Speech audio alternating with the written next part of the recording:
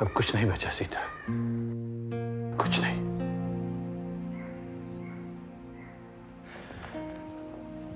मैं जिन हालात से गुजर रहा हूं एक सजा है, ऐसी सजा जिसका जुर्म मैंने नहीं किया। अपने ही घर में मैं अपना वजूद ढूंढ रहा हूं। तुम ही बताओ मैं क्या करूं, कहां जाऊं? सजा आप अपने आप को नहीं, मीता को दे रहे हैं। तुम भी उसी का साथ दे रही हो।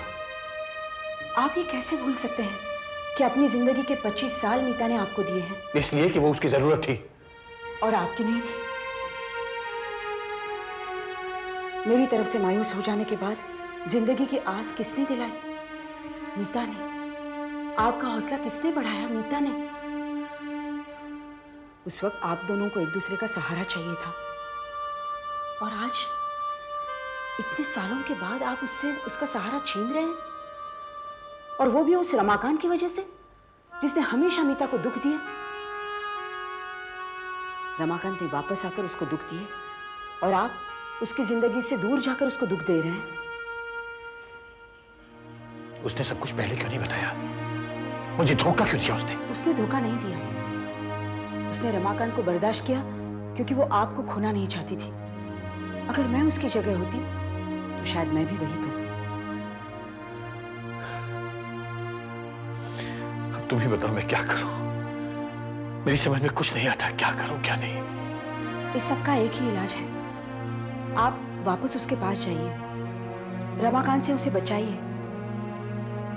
उसे आपकी जरूरत है और वो आपको बहुत प्यार करती है। ईश्वर ना करे आपसे दूर होते हुए देख वो कुछ कर ना बैठे।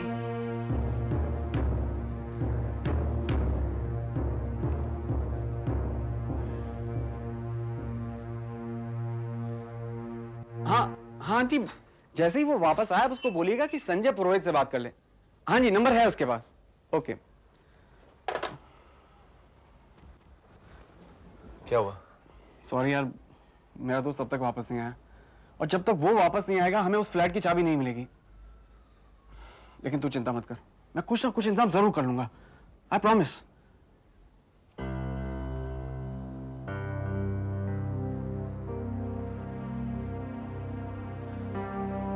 संजय, मैं पद्मा को अपने घर लेकर जा रहा हूं। और अगर रामपुर वालों को पता चल गया तो उनके लिए तो आसानी हो जाएगी, और तुम दोनों खामखा मुसीबत में फंस जाओगे। अब जो होगा वो देखा जाएगा संजय। हम लोग ये कब तक इस तरह डर कर इधर उधर छिपते रहेंगे? मोहन भैया, मेरी वजह से। पद्मा, कुछ नहीं। जब भाई का घर है यहाँ पर तो फिर बहन यहाँ होटल में और कहीं और क्यों रहे? संजय, मैं पद्मा को अपने साथ घर लेकर चलूं। ठीक है, मैं होटल का हिसाब कर देता हूँ। रुको, मैं भी चलता हूँ। पद्मा, वो अपना सामान बांध। चलो।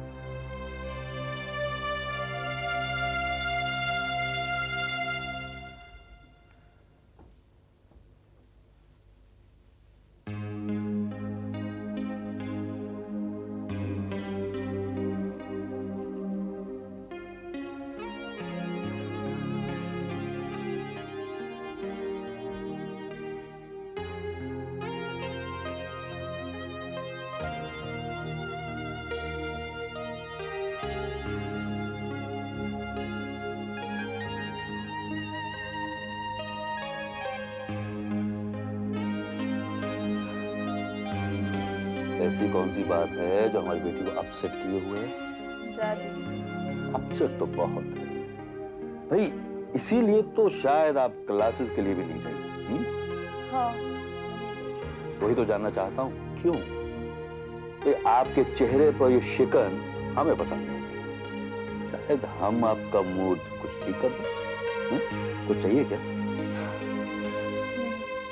फिर ये टेंशन क्यों? आपको बताऊं? बताना हो तो, नहीं तो इन दीवारों को बता दो, मैं सुन लूं। डैडी, बताओ बेटा। वो प्रोफेसर मोहन है ना? अरे, उससे फिर तुम्हें डांटा? नहीं डैडी, वो आजकल इंस्टीट्यूट नहीं आ रहे हैं। मैं उनके घर गई थी, उनकी माँ ने बताया कि वो अपने नेटिव प्लेस गए हुए हैं, रामपुर। जाने दो, तुम्हें इससे क्या? अच्छा, उससे छुट्टी तो मिली। Daddy you are not serious. ये सीरियस होने वाली बात? ओके ओके, मैं सीरियस हो जाता हूँ। बताओ। वो प्रोफेसर मोहन तो रामपुर से आ गए हैं, लेकिन फिर भी क्लासेस अटेंड नहीं कर रहे। नहीं आता तो ना आए ना, तुम्हें से क्या? भाई आप तो उसे पसंद ही नहीं करती, चिढ़ती हो उससे। Daddy that was my mistake, but now I have realized that he is a nice person and a very good teacher. Actually daddy मैं उन्हें पहले समझ ही नहीं पाई थी। फिर आए दुरुस्त है। मतलब? मतलब अच्छों को पहचानने की दाढ़ निकल आई है तुम्हें। जी? तुम्हारी अक्ल दाढ़। अच्छा मुझसे क्या चाहती? डैडी मैं ये चाहती हूँ कि प्रोफेसर मोहन की प्रॉब्लम आप सॉल्व कर दें। मैं अपनी बेटी के लिए कुछ भी करूँ।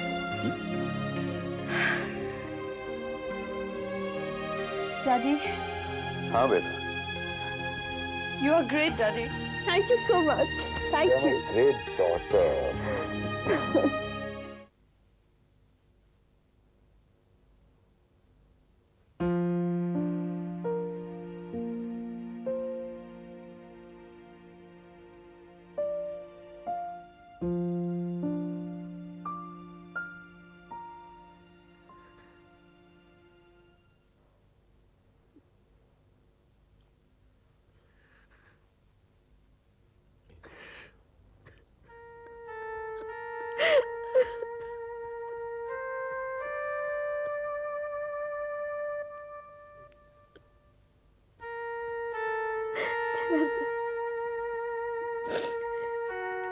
जनार्दन अब मुझसे ये बर्दाश्त नहीं होता। मेरी गलतियों की सजा इस तरह तो ना दो। मैं मानती हूँ इस घर में जो भी हो रहा है सब मेरी वजह से। नहीं मित्रा, तुम अकेली जिम्मेदार नहीं हो। मेरी भी गलती है।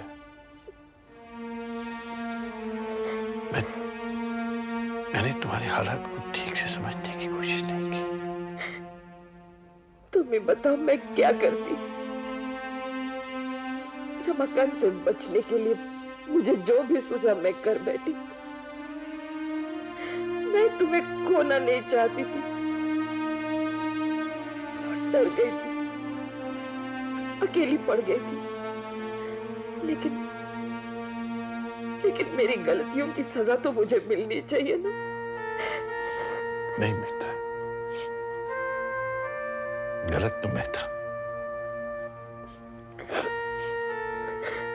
तुम्हारी जगह कोई भी दूसरी औरत होती तो वही करती जो तुमने किया। माफी तो मुझे तुमसे मांगनी चाहिए कि मैं तुम्हारे साथ ठीक से पेश नहीं आया। मेरे किए पर तुम क्यों माफी मांगते हो? उस दिन सीता दीदी के बारे में कहकर मैंने तुम्हारा दिल दुखाया। मुझे माफ कर दो।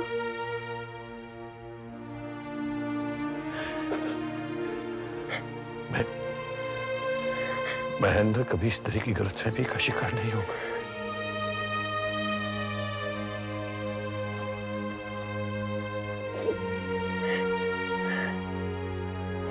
चुप हो जा बेटी।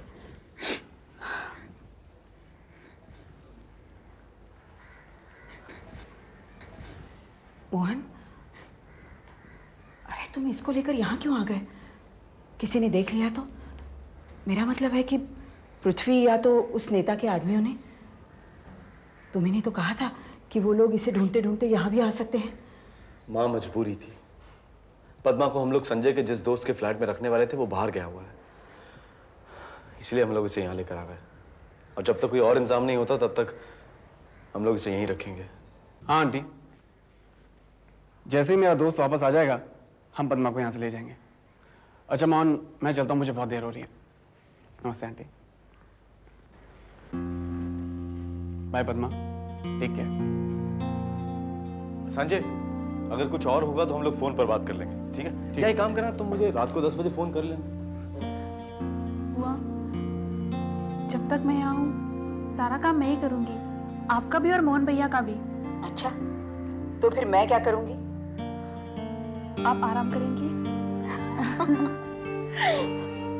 चल अंदर चल। अरे वाह शुक्ला जी, मैंने तो सोचा भी नहीं था कि आप पद्मा का पता इतनी जल्दी लगा लेंगे।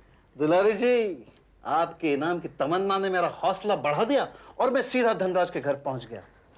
आप तो जानती हैं कि वकील लोग औरों को किस तरह से अपनी बातों में उलझाकर अपना उल्लू सीधा कर लेते हैं। सो मैंने भी धनराज पे अल्फाजों के तीर छोड़े, उस पर आने वाले दिनों की दहशत फैला दी।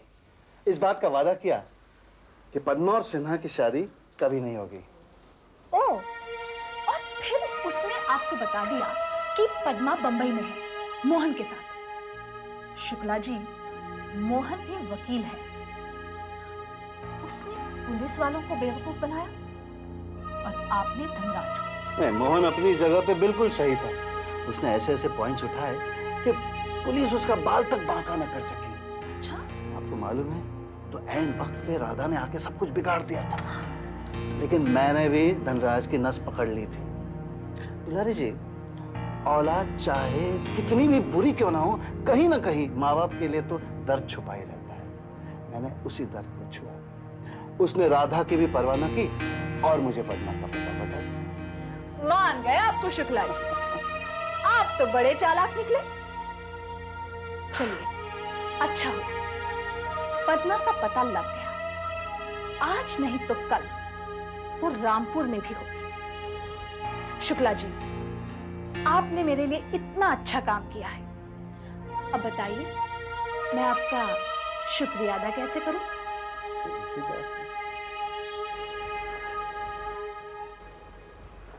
मेरा इनाम मुझे देकर। शुक्ला जी, मैं नेता नहीं हूं कि वादा करूं और फिर मुंह कर जाऊं। आपका इनाम आपकी बाहों में है।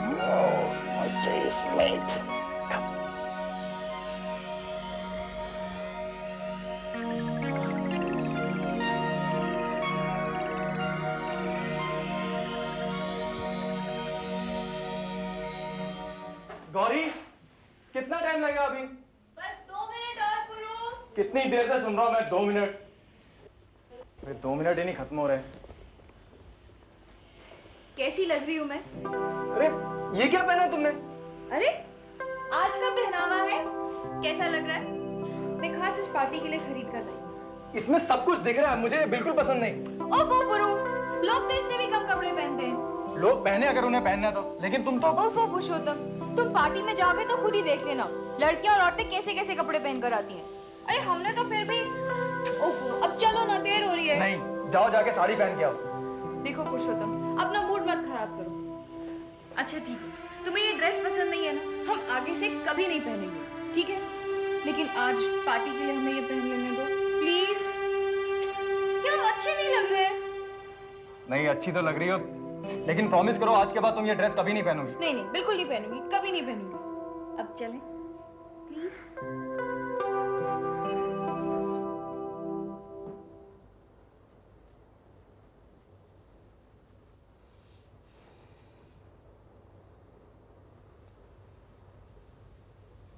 क्या सोच रहे हैं?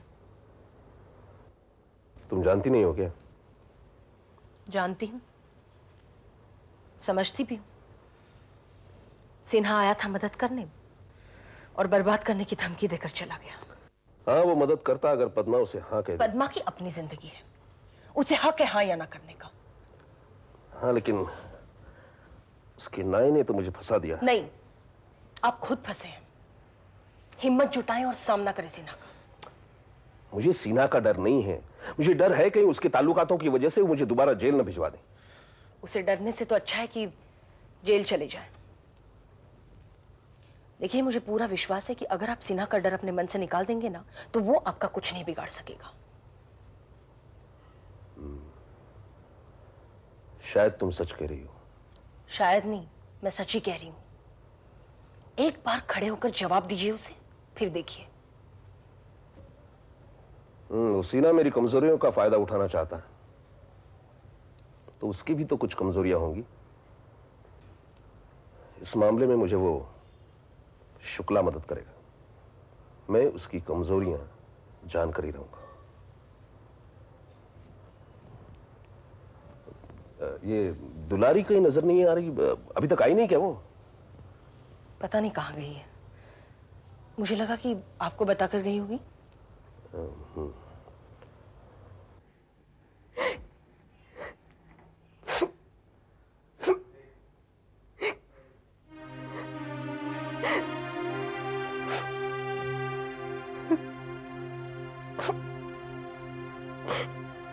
मैं जानता हूं मैंने तुम्हारे साथ ठीक नहीं किया राधा, लेकिन तुम्हें क्या जरूरत थी बीच में बोलने की? तुम्हें और तुम्हारे पिताजी में कोई फर्क नहीं है। तुमने उस शुक्ला के सामने मेरे ऊपर हाथ उठाया। मैं अपने घर को बर्बाद होते नहीं देख सकता राधा।